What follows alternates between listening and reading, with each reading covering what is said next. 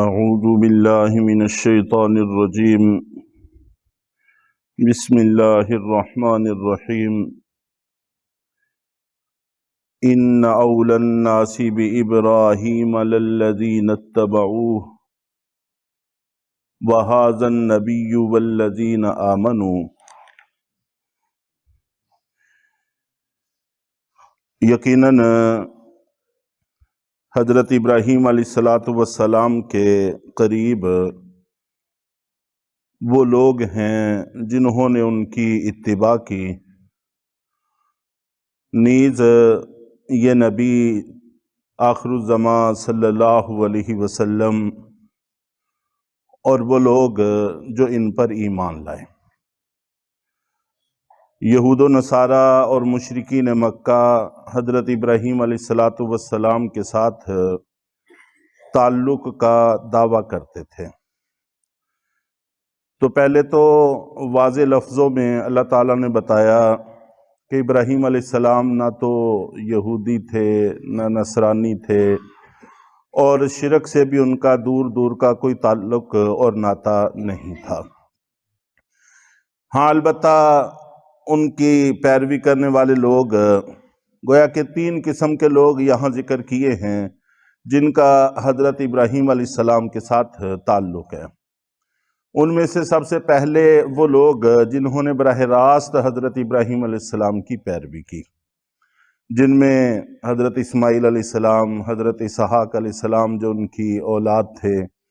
اور اسی طرح ان کے متبعین حضرت لوط علیہ السلام کو بھی بعد میں نبوت عطا ہوئی، وہ انہی کے متبعین میں شمار ہوتے ہیں، اور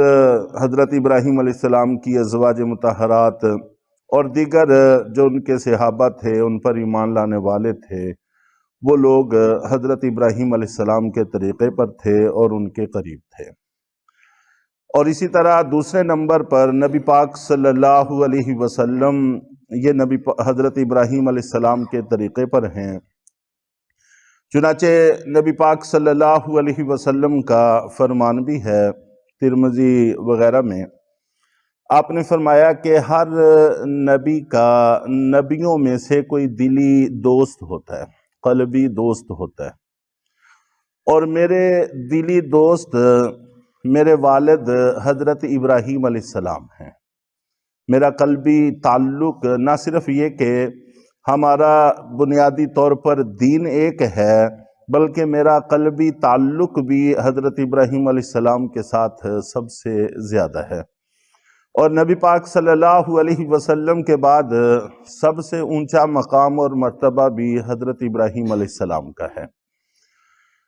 اور تیسرے وہ لوگ جن کا حضرت ابراہیم علیہ السلام سے تعلق ہے، وہ ہیں والذین آمنوا، جو نبی پاک صلی اللہ علیہ وسلم پر ایمان لائے، جیسے صحابہ کرام ہیں، اور بعد میں وہ لوگ جو صحابہ کرام کے طریقے پر ہیں، یہ سارے کے سارے ملت ابراہیم ہیں۔ واللہ ولی المؤمنین، اور اللہ تعالیٰ ایمان والوں کے کارساز ہیں۔ اور نبی پاک صلی اللہ علیہ وسلم نے یہ بھی فرمایا کہ میرے دلی دوست تو حضرت ابراہیم علیہ السلام ہیں، باقی جو بھی بندہ ایمان لاتا ہے اللہ اس کا دلی دوست ہے، اس کا کارساز ہے۔ چنانچہ کچھ واقعات انشاءاللہ العزیز عرض کیے جائیں گے۔ اور جہاں تک تعلق یہود و نصارہ کا اور مشرکین کا ہے، حضرت ابراہیم علیہ السلام کا سب سے بنیادی وصف جو قرآن پاک میں منقول ہے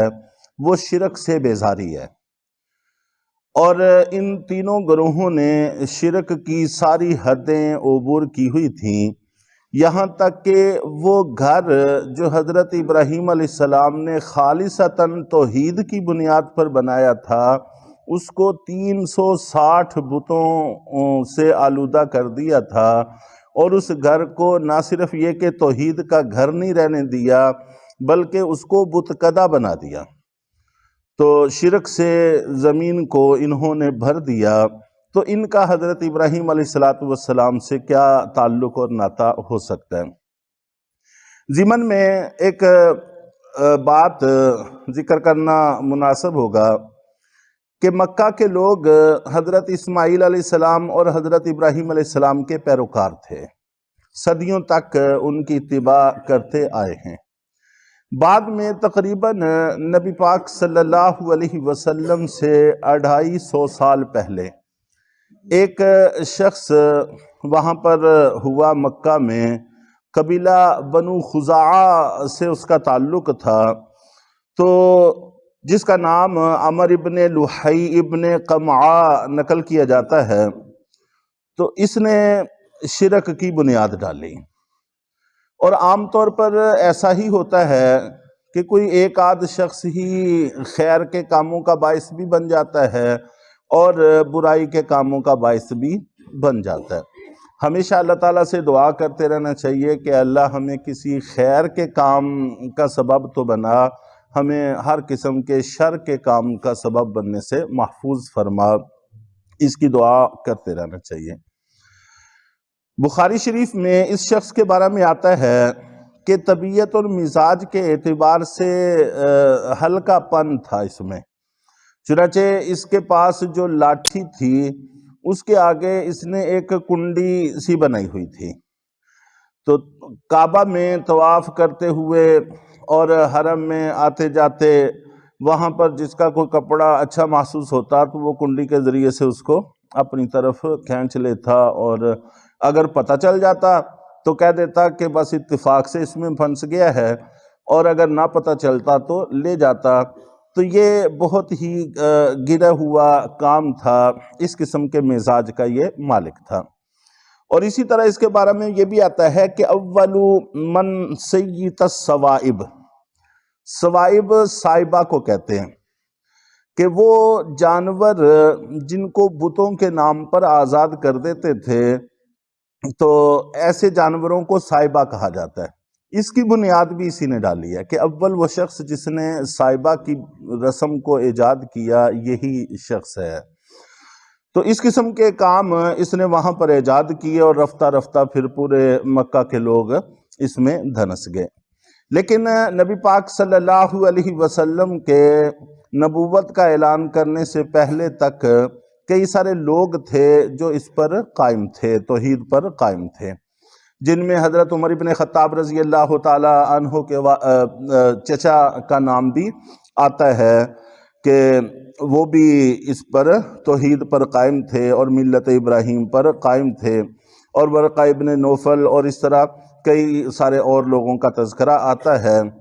جو آپ کی بعثت سے پہلے دنیا سے چلے گئے، لیکن ملت ابراہیم کا بنیادی سا خاکہ جو ان کو حاصل تھا اس پر وہ قائم تھے۔ زیادہ تفصیلات تو ان کو معلوم نہیں تھی، لیکن اتنا کہ وہ بتوں سے دور رہتے تھے اور توحید کے قائل تھے، شرک میں نہیں پڑتے تھے۔ حضرت ابوبکر صدیق رضی اللہ تعالیٰ عنہ، حضرت عثمان غنی رضی اللہ تعالیٰ عنہ، اس قسم کے نام اس میں شامل ہیں، اور حضرت علی المرتضیٰ رضی اللہ تعالیٰ عنہ جنہوں نے ساری پرورش نبی پاک صلی اللہ علیہ وسلم کے گھرانے میں پائی۔ تو پھر جن کو موقع مل گیا آپ پر ایمان لانے کا، وہ اول وہلہ میں ہی آپ پر ایمان لے آئے، اور جو پہلے سے دنیا سے چلے گئے وہ تو دنیا سے چلے گئے، تو اللہ تعالیٰ ان کی مغفرت فرمائیں گے۔ تو یہ وہ لوگ تھے جو بنیاد بنے وہاں پر کفر و شرک کی۔ اس کے بعد فرمایا کہ وَدَّتْ طَائِفَةٌ مِّنْ أَهْلِ الْكِتَابِ، کہ یہ جو اہل کتاب کا گروہ ہے یہ چاہتا ہے لَوْ يُضِلُّونَكُمْ، کہ تم کو گمراہ کر دے۔ گمراہ کرنے کے طریقہ کار کیا تھے، ان میں سے ایک طریقے کا تذکرہ آگے والے درس میں آ رہا ہے انشاءاللہ، اور کچھ واقعات احادیث سے عرض کیے جائیں گے۔ اللہ تعالی ہم سب کو حق بات پر عمل کی توفیق عطا فرمائے۔